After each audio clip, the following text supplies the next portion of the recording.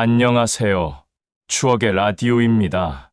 오늘도 여러분 곁에 찾아온 이야기는 어쩌면 누군가의 삶에서 바로 지금도 일어나고 있을지 모릅니다. 퇴직 후에 찾아온 낯선 일상, 가족과 함께 보낼 줄 알았던 노후가 왜 그토록 쓸쓸하게 느껴지는 걸까요? 평생을 버티고 희생하며 살아온 시간, 그러나 돌아온 건 존중이 아니라 무시와 외로움뿐이라면 과연 우리는 어떤 선택을 할 수 있을까요? 이 이야기는 단순한 한 사람의 고백이 아니라 우리 모두가 언젠가 마주할 수 있는 현실이자 어쩌면 새로운 길을 찾아가는 용기의 기록입니다. 지금부터 그 첫 장을 열어보겠습니다. 30년 공직 생활을 마쳤다. 드디어 퇴직의 날이 찾아왔습니다. 누구보다 자부심에 차 있었고 앞으로의 인생을 기대했습니다. 선배, 고생 많으셨습니다. 이제 좀 쉬셔야죠. 저희는 아직 한참 남았는데 부럽습니다. 그래, 이젠 나도 내 삶을 살 때가 된 거지. 여보랑 여행도 다니고 손주도 보살피고 늦었지만 이제야 행복을 찾을 수 있겠지. 박수 속에 마지막 인사를 마친 그는 집으로 향했습니다. 퇴직이라는 단어는 그에게 자유와 행복을 뜻했습니다. 여보, 나 왔어. 오늘부로 난 자유야. 이제 우리 하고 싶은 거 다 하자. 여행도 가고, 산책도 하고, 영화도 보고. 자유? 당신이 집에 붙어 있는 게 자유야? 난 답답할 것 같은데. 뭐라고? 아니, 이제야 우리 둘만의 시간을 보낼 수 있잖아. 신혼처럼 살겠다. 늦었어. 당신은 그냥 집에서 조용히 있어. 이상하다. 내가 꿈꾸던 은퇴는 이게 아니었는데 왜 이렇게 시작부터 낯설고 무겁지? 퇴직 후 첫날 아침, 그는 여전히 새벽 6시에 눈을 떴습니다. 30년 동안 몸에 밴 습관이 하루아침에 바뀔 리 없었습니다. 그래도 이런 아침이 좋네. 커피 한 잔에 신문 한 장. 이게 바로 은퇴자의 여유지. 당신 뭐 하는 거야? 아침부터 빈둥빈둥 이제 할 일 없다고 완전히 놓아버린 거야. 아냐, 그냥 신문 좀 보고 있었을 뿐이야. 오랜만에 느긋하게. 느긋. 보기 싫어 죽겠네. 아침부터 빈둥대는 꼴 못 보겠어. 내가 뭘 잘못한 거지. 그는 아내의 눈길이 불편했습니다. 그래서 결심했습니다. 집안일이라도 도와야겠다. 여보, 오늘은 내가 청소 다 했어. 먼지 하나 없어. 빨래도 개놨어. 장도 봐왔어. 이게 빨래를 갠 거야? 다시 해. 손재주도 없으면서 괜히 했다가 나만 일 2번 하게 하지 말고. 아니, 난 도우려고. 장 본 건 뭐야? 돈은 왜 이렇게 많이 썼어? 아무거나 사면 어떡해? 그냥 필요한 거 샀을 뿐인데. 청소는 돌리긴 한 거야. 머리카락 그대로인데. 눈은 장식이야? 도와도 욕, 안 도와도 욕. 내가 설 자리는 도대체 어디일까? 시간은 흘렀지만 상황은 달라지지 않았습니다. 그는 아내의 비난 속에 점점 작아졌습니다. 그리고 점점 외로움 속으로 빠져들었습니다. 여보, 이번에 친구들이랑 등산 간다며? 나도 같이 가면 안 돼? 당신은 친구 없어. 여자들끼리 만나는 자리에 왜 끼어? 그냥 같이 있고 싶어서. 아, 좀. 당신 때문에 숨 막힌다니까. 나는 단순히 같이 있고 싶었을 뿐인데 왜 이토록 불편해지는 걸까? 퇴직 후의 첫 달, 그가 마주한 건 자유도 여유도 아니었습니다. 그저 눈치와 구박으로 가득한 나날뿐이었습니다. 퇴직한 지 한 달, 남편은 집에만 있으면 눈치가 보였습니다. 그래서 결심했습니다. 집안일이라도 도와야겠다. 여보, 오늘은 내가 집안일 다 했어. 먼지 하나도 없어. 설거지도 반짝반짝이지? 먼지 하나도 없어. 눈 제대로 뜨고 봐. 저 구석 좀 봐.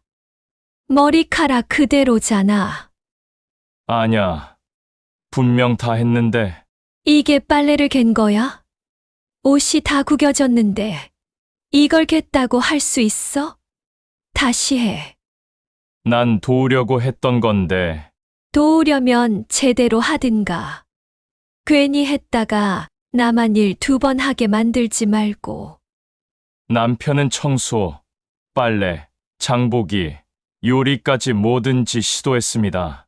그러나 돌아오는 건 늘 감사가 아니라 비난뿐이었습니다. 여보, 오늘은 내가 장 봐왔어. 채소도 싱싱한 걸로 골라왔어. 이게 장을 본 거야? 돈은 왜 이렇게 많이 썼어? 아무거나 막 집어왔구만.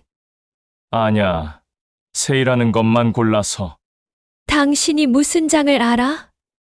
나가면 사기만 당하지. 설거지를 해도, 청소기를 돌려도, 장을 봐도 그는 늘 부족한 남편, 무능한 가장으로 취급받았습니다. 접시 닦는 게 뭐 그리 어렵다고 그래. 조금 서툴 수는 있지. 그래도 노력은 하고 있는데. 그걸 닦았다고. 물자국 그대로인데.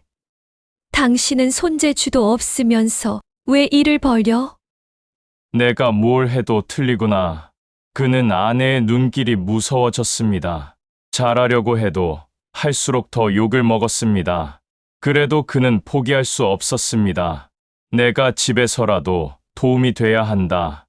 오늘은 내가 아침 준비했어. 된장국 끓였는데 맛 좀 봐봐. 이게 된장국이야. 왜 이렇게 싱거워? 간도 못 맞추고 이런 걸 밥상에 올려? 난 맛있다고 생각했는데. 자기 입만 챙기면 다야? 나까지 고생시키네. 그래, 이제는 밥상 차리는 것조차 죄가 되는구나. 그의 하루는 점점 무너져 갔습니다. 퇴직 전에는 가족을 위해 일했고, 퇴직 후엔 아내를 위해 살고 싶었습니다. 그러나 그가 얻은 것은 무능하다는 낙인이었습니다. 여보, 뉴스 좀 같이 볼래? 요즘 세상 돌아가는 얘기도. 난 드라마 봐야 돼. 당신은 혼자 보든가 아님 방에 가 있어. 같이 보고 싶었을 뿐인데 아내의 말 한마디 한마디는 그를 점점 더 외롭게 만들었습니다. 그는 이제 집에서도 부부 사이에서도 설 자리를 잃어버렸습니다. 도와도 욕, 안 도와도 욕. 내가 여기서 무엇을 할 수 있을까? 내가 가족을 위해 평생을 바쳤는데 이젠 그저 쓸모없는 사람인가? 퇴직 후 그가 얻은 건 자유가 아니었습니다. 그가 얻은 건 눈치와 구박뿐이었습니다. 퇴직 후 남편은 집에서의 자리를 잃어갔습니다. 도와도 욕, 안 도와도 욕. 그의 마음은 점점 작아졌습니다. 그러던 어느 날 아내의 휴대폰 알림음이 들려왔습니다. 그래. 내일 사내. 좋아. 그럼 내가 김밥 준비할게. 내일 산에 간다고? 나도 같이 가면 안 될까? 뭐라고? 그냥 나도 오랜만에 바람 좀 쐬고 싶어서. 같이 가면 좋잖아. 당신은 친구 없어. 여자들끼리 모이는 자리에 왜 껴? 난 그냥 당신이랑 같이 있고 싶어서. 아휴, 정말. 당신까지 오면 다들 불편해해. 집에서 쉬어. 그날 밤 남편은 잠이 오지 않았습니다. 아내의 웃음소리, 친구와의 대화가 계속 떠올랐습니다. 나는 단순히 같이 있고 싶었을 뿐인데 왜 나는 늘 끼어들지 말라는 사람이 되는 걸까? 내가 그토록 기다렸던 노후가 왜 이렇게 외로운 걸까? 다음 날 아침 일찍 아내는 친구들과의 등산 준비에 분주했습니다. 김밥 2줄이면 되겠지. 아, 과일도 챙겨야겠다. 여보, 김밥 내가 같이 싸줄까? 나도 같이 가면. 됐어. 당신 손 닿으면 일만 늘어. 그냥 집에 있어. 아내가 떠난 뒤 남편은 텅 빈 거실에 혼자 남았습니다. 조용한 집안, 커피 향마저 쓸쓸했습니다. 함께 산다는 건 함께 웃고 함께 걷는 거라 생각했는데 나는 언제부터 혼자가 된 걸까? 점심 무렵 아내의 SNS에 알림이 떴습니다. 등산 중. 너무 즐겁다. 사진 속 아내는 활짝 웃고 있었습니다. 곁에는 친구들이 있었고 남편의 자리는 없었습니다. 저 웃음 속에 나는 없구나. 나는 남편이 아니라 그저 집을 지키는 그림자였나. 오늘 정말 재밌었어. 공기도 좋고 친구들이랑 웃고 떠드니 살 것 같더라니까. 나도 같이 가고 싶었어. 당신이 거기 껴서 뭐 하게? 따라와서 지치고 힘들다고 불평할 게 뻔한데. 난 그냥 당신 옆에 있고 싶어서. 됐어. 그런 거 필요 없어. 각자 알아서 즐기면 되는 거지. 그 순간 남편은 깨달았습니다. 아내에게 자신은 동반자가 아니라 그저 불편한 짐일 뿐이라는 사실을. 은퇴하면 그동안 못했던 데이트도 하고 함께 산책도 하며 살 줄 알았다. 하지만 그건 나 혼자만의 착각이었구나. 그의 외로움은 점점 깊어졌습니다. 그리고 그 외로움은 곧 더 큰 사건의 불씨가 되었습니다. 퇴직 2달째, 남편은 작은 기대를 품었습니다. 가족들이 오랜만에 모이는 저녁 식사. 오늘만큼은 웃으며 이야기 나눌 수 있으리라. 아버지, 저 오늘 학교에서 상 받았어요. 그래, 우리 손주 정말 자랑스럽구나. 아빠, 요즘 어떻게 지내세요? 집에서 좀 적응되셨어요? 뭐, 그냥 나름대로 지내고 있지. 아직은 좀 낯설지만 낯설긴 뭐가 낯설어. 하루 종일 집에서 빈둥거리기만 하는데. 연금만 축 내면서. 여보, 그런 말은 엄마, 애도 있는데 뭐가 잘못됐어? 사실이잖아. 밥 하나도 제대로 못 차리는 사람이잖아. 아버지, 이제 일 안 해요. 그래, 이제는 일 안 하지. 40년을 가족을 위해 살았다. 그런데 지금 내 자리는 연금만 축 내는 사람. 가장 소중한 자리에서조차 나는 무능한 노인일 뿐인가. 그날 밤 남편은 한잠도 이루지 못했습니다. 아내의 말이 귀에 맴돌았습니다. 연금만 축 내는 사람. 그의 자존심은 완전히 무너져 내렸습니다. 나 이번에 해외여행 간다. 일주일 동안 집에 없어. 해외여행. 나랑은 상의도 없이. 내가 뭐 당신 허락받아야 돼. 당신도 혼자 좀 살아봐. 밥도 스스로 해 먹고 빨래도 직접 해. 그래야 내가 얼마나 힘든지 알지. 미안함은커녕 시험이라도 주듯 떠나는구나. 그래, 이제 더는 미련 없다. 이게 마지막이겠지. 아내가 떠난 집은 조용했습니다. 그러나 그 고요는 남편에게 오히려 해방처럼 느껴졌습니다. 아내가 해외여행을 떠난 뒤 남편은 텅 빈 집에서 홀로 남겨졌습니다. 조용했지만 이상하게도 그 고요가 편안했습니다. 잔소리도 구박도 눈치도 없었으니까요. 이혼이라 정말 할 수 있을까? 막상 혼자가 된다면 과연 버틸 수 있을까? 생활비는, 병원비는, 집은 다 어떻게 해야 하지? 그는 처음으로 통장을 펼쳤습니다. 30년 동안 조금씩 모아온 저축, 그리고 매달 들어오는 연금. 생각보다 빠듯했지만 불가능한 건 아니었습니다. 집을 팔면 절반은 아내 몫이겠지. 남은 돈으로 작은 전셋집 아니, 원룸이라도 구해야 하나. 연금으로는 생활비가 빠듯하지만 조금 아껴 쓰면 살 수 있을지도 몰라. 계산기를 두드리며 그는 점점 확신을 얻었습니다. 돈은 반으로 줄어들지라도 존중 없는 삶을 이어가는 것보단 낫다. 여보세요? 변호사 상담 예약하려고 합니다. 네, 이혼 상담입니다. 그렇게 그는 조용히 하지만 단호하게 결심했습니다. 마침내 변호사를 찾아가기로. 어떤 일로 오셨습니까? 저는 아내와 이혼을 하고 싶습니다. 매일 구박과 무시 속에 살았습니다.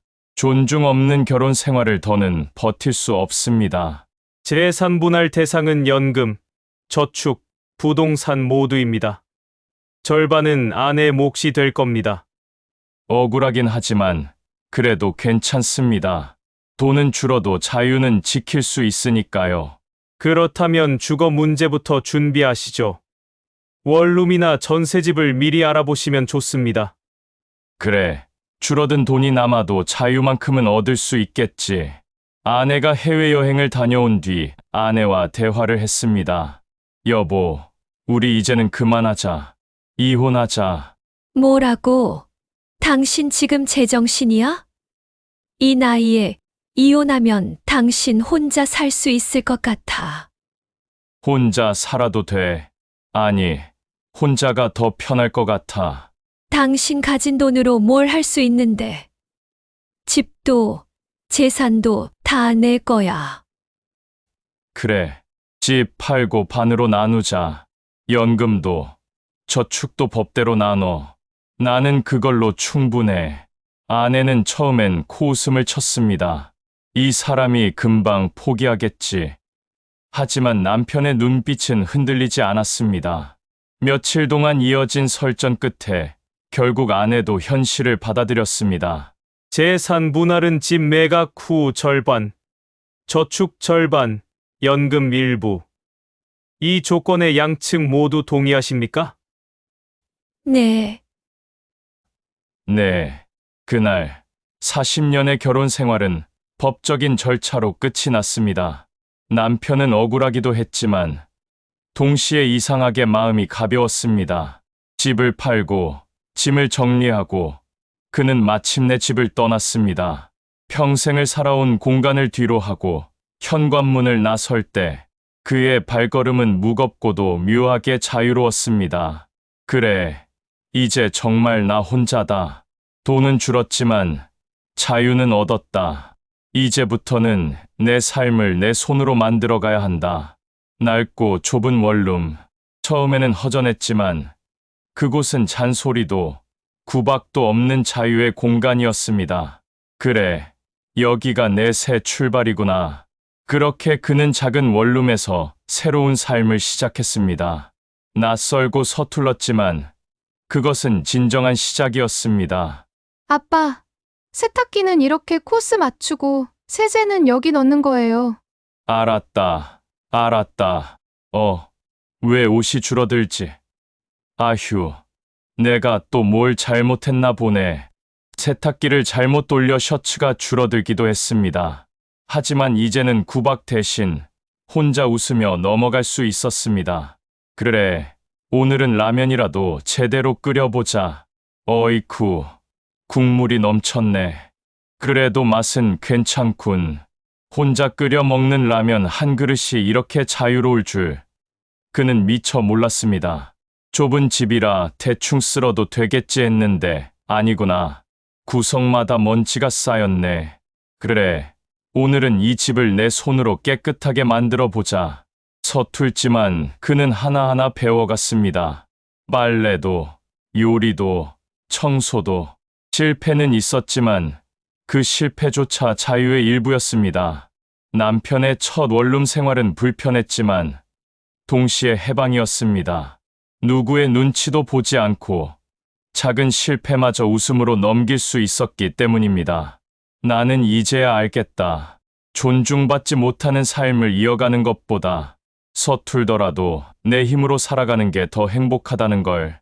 그의 진짜 노후는 그 작은 원룸에서 시작되고 있었습니다. 남편의 원룸 생활이 어느덧 한 달, 서툴던 집안일에도 점점 익숙해졌습니다. 하지만 여전히 마음 한구석은 허전했습니다. 이대로 집 안에만 있으면 정말 늙어버릴 것 같아. 조금이라도 움직여야겠다.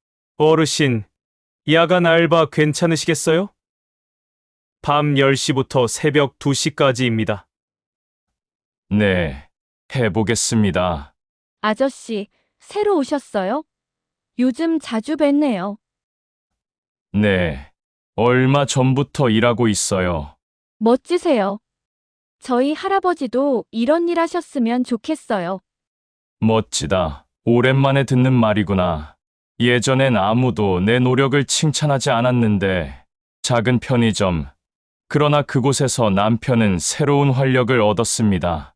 사람들과 눈을 마주치고 가볍게 대화를 나누는 그 시간이 소중했습니다. 그리고 그동안 배우고 싶었던 기타 학원도 등록했습니다. 네, 손가락이 아직 굳으셔서 아프실 거예요. 그래도 꾸준히 하시면 됩니다. 아프긴 하지만 참을 만합니다. 오래전부터 해보고 싶었던 거라서요. 우리 나이에 새로운 걸 배우는 게 쉽지 않은데. 대단하세요. 이제야 내 시간을 살고 싶은 거죠. 낮에는 기타 학원, 밤에는 편의점. 낯설지만 그 일상은 점점 그의 삶을 채워갔습니다. 무능한 노인이 아니라 여전히 살아있는 한 사람으로서. 딸아, 아들아, 아버지가 할 말이 있다. 엄마와 이혼을 했다. 아버지가 그렇게 말씀하신다면 얼마나 오래 고민하셨을지 알 것 같아요. 저희는 존중할게요. 아버지, 저도 알아요. 30년 넘게 가족을 위해 새벽마다 출근하시고 늘 묵묵히 버티신 거요. 우리한테는 언제나 든든한 아버지셨다는 거 잊지 않고 있어요. 아버지, 쉽지 않은 결정이셨을 텐데, 그래도 본인을 위해 내린 선택이라면 응원합니다. 사실 저도 알고 있었어요. 아버지가 얼마나 참고 사셨는지. 늘 엄마만 앞세우고 본인 마음은 뒤로 밀어두신 거요. 저희가 표현은 잘 못했지만 항상 감사했습니다. 저희가 여기까지 올 수 있었던 건 다 아버지 덕분이에요. 그래, 고맙다. 너희가 내 편이 되어줘서. 아버지가 헛되게 산 게 아니었구나. 이제야 마음이 놓인다. 할아버지, 저 할아버지 좋아해요. 맨날 놀아줘서 제일 좋아요. 할아버지가 짱이에요. 레, 우리 손주야. 너희 말 덕분에 아버지, 할아버지로서 살아온 세월이 헛되지 않았다는 걸 느낀다. 그날, 그는 처음으로 가족 앞에서 눈물을 흘렸습니다. 존중받지 못한 남편이었지만, 자녀에게는 든든한 아버지였고, 손주에게는 최고의 할아버지였습니다. 그 사실만으로도 지난 세월의 고단함이 조금은 위로가 되었습니다. 아내는 이혼 후에도 친구들과 여행을 다니고 모임에 나갔습니다. 겉으로는 늘 활발하고 화려해 보였지만 집에 돌아오면 고요한 적막이 기다리고 있었습니다.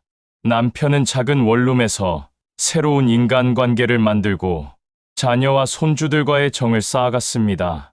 반면 아내의 집은 여전히 넓었지만 함께 웃어줄 사람은 점점 줄어들었습니다. 그녀는 후회하지 않았습니다. 다만 문득문득 비어있는 자리가 크게 느껴질 뿐이었습니다. 남편은 소박하지만 충만한 삶을, 아내는 화려하지만 공허한 삶을 살게 되었습니다. 인생의 황혼기에 두 사람의 길은 그렇게 달라졌습니다. 오늘의 이야기는 여기서 마무리하겠습니다. 평생의 노고가 존중받지 못하는 삶보다 비록 혼자여도 내 뜻대로 살아가는 삶이 더 값질 수 있다는 메시지였습니다. 여러분의 노후도 누군가의 눈치가 아닌 스스로의 선택과 목소리로 채워지길 바랍니다.